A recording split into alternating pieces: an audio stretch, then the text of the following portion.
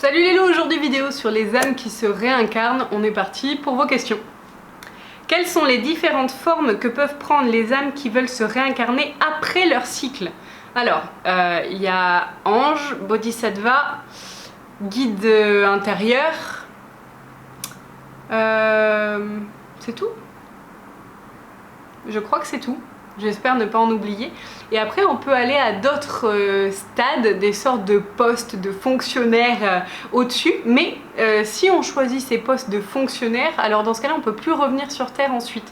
Et vu que sur Terre, donc comme un bodhisattva, c'est-à-dire ceux qui se réincarnent sur Terre en tant qu'être humain pour continuer à faire évoluer les consciences, vu que ça nous fait kiffer de se réincarner sur Terre parce que c'est le stade ultime de l'apprentissage et du fait de ressentir de l'amour inconditionnel, parce que oui, on ressent de l'amour inconditionnel en dehors de la Terre, mais c'est jamais aussi puissant parce que sur Terre, on a l'occasion de pouvoir ressentir de la haine. Et vu que c'est dualité et que donc c'est plus difficile, donc notre amour inconditionnel est d'autant plus profond et se ressent de manière beaucoup plus forte.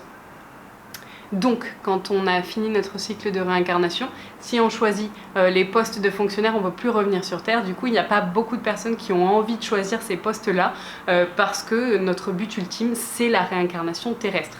Même si je sais que là, vous êtes en train de vous dire « Non mais n'importe quoi, moi, si j'avais l'occasion de ne pas me réincarner, jamais je me réincarnerais. » Je vous garantis que si.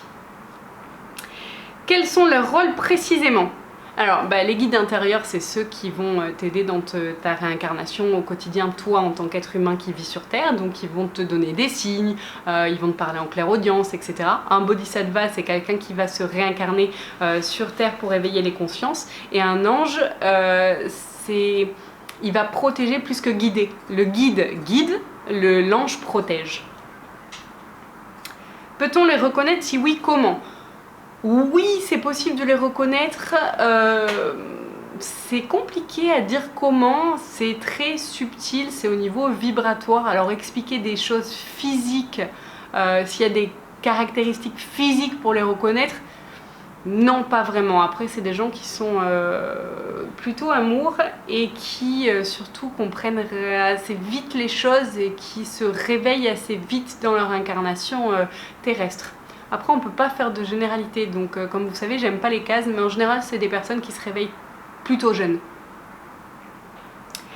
Est-ce que ce sont elles qui décident comment elles vont s'incarner? Oui. Comme vous tous, hein. Tout le monde décide de... on décide pas de tout, c'est-à-dire je vais pas choisir d'être une jeune fille châtain clair, les yeux marrons, toutes les caractéristiques physiques. Par contre, je vais choisir les émotions que je vais vivre dans ma vie future. Donc, c'est-à-dire que si j'ai pas envie d'avoir de difficultés au niveau de mon physique, je vais pas choisir un physique ingrat parce que j'aurai pas à travailler ça. Donc, en fait, je vais choisir un physique plutôt facile, ce qui me permettra en fait de pas avoir de difficultés à ce niveau-là. Et par contre, je vais travailler d'autres blessures. Donc, ça dépend. Des blessures et des émotions qu'on a choisi de travailler, et de ces émotions-là découleront des caractéristiques physiques. Est-ce qu'elles ont quand même des blessures à travailler? Si oui, d'où viennent-elles? On recrée des blessures étant donné qu'on échange avec d'autres êtres humains qui sont eux aussi des émotions. Obligatoirement, on va avoir des blessures à travailler, même si on est venu sans blessure, on va recréer des failles dans notre corps, dans nos corps subtils, et par conséquent, on aura toujours des petites choses à travailler, mais peut-être beaucoup moins grosses que d'autres personnes. Se souviennent-elles de leur vie antérieure? Normalement, oui.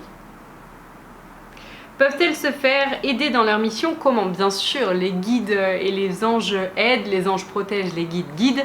On se fait aider, mais personne ne va rien faire à ta place. Personne ne va te mettre une petite clé sur un plateau d'argent en te disant « Tiens, vas-y, c'est bon, va vers là ». En fait, c'est plus « Bon, démerde-toi, c'est un plateau d'argent que tu dois trouver, il y a une clé dessus. Mais démerde-toi à trouver le plateau d'argent ». Donc on va te dire qu'il faut regarder, mais on va jamais te montrer où regarder. Quels sont leurs outils pour les aider? Alors je suis pas sûre de comprendre la question. Les outils de qui pour aider qui? Je comprends pas la question. Ont-elles conscience de leur capacité médiumnique dès la naissance? Non, pas dès la naissance. Un enfant ne va pas se dire « Tiens, j'ai des capacités médiumniques ». Un enfant va se dire « Je vois ». Il ne se pose pas la question, son mental n'est pas encore assez développé pour interpréter ce qu'il est en train d'interpréter, de peut-être voir. Donc non, il n'y a pas ce truc-là. Par contre, elles ont des capacités dès le début, oui, mais il y a énormément d'enfants qui en ont et qui sont bloqués parce que les parents ne croient pas en ça et bloquent la perception de l'enfant. Donc on ne peut pas dire que ça a trait obligatoirement à des personnes qui ont fini leur cycle de réincarnation. Quelles sont les différentes âmes venues sur Terre? Je comprends pas la question non plus. Si les questions étaient plus claires, je pourrais répondre aux questions. Là, c'est pas assez clair. Sachant que le titre, c'est les âmes qui se réincarnent. Donc, a priori, je comprends que votre demande, c'est sur le fait les âmes qui ont fini leur cycle d'incarnation. Mais là, je comprends pas quelles sont les différentes âmes venues sur Terre. Je comprends vraiment pas la question. Au bout de combien de temps une âme se réincarne? Ça dépend de ce qu'elle a à travailler. C'est pas parce qu'on monte à la lumière que tout est facile et qu'on claque des doigts et que hop on se réincarne. Souvent on a beaucoup de choses à travailler. On va choisir notre future incarnation, les émotions qu'on va choisir de vivre, dans quel pays, pourquoi, comment, avec qui, est-ce qu'on garde la même famille d'âmes, etc. Et surtout, il va falloir accepter nos erreurs, je mets entre guillemets, nos moments de souffrance qui nous ont amenés à commettre des actes qui sont plus ou moins réparables, et du coup il va falloir d'abord voir ça pour pouvoir monter à la lumière, pour pouvoir ensuite faire un autre travail sur soi. Donc le laps de temps passé hors d'un corps physique est tout à fait aléatoire. Si je rêve souvent d'une personne décédée, le jour où elle se réincarne, cela veut-il dire qu'elle ne viendra plus me voir en rêve? Oui, tu pourras toujours voir son essence, mais tu verras plus la personne en elle-même. C'est-à-dire que majorité de sa vibration, je mets ça dans une case pour que ce soit compréhensible, majorité de sa vibration sera incarnée dans son corps physique terrestre. Du coup, elle pourra avoir une persistance de vibration, comme on a des persistances rétiniennes quand on fixe le soleil, par exemple, où on va continuer à voir le soleil, mais le soleil sera plus là. Ben, c'est exactement la même chose pour la personne. Pourquoi certaines âmes restent bloquées?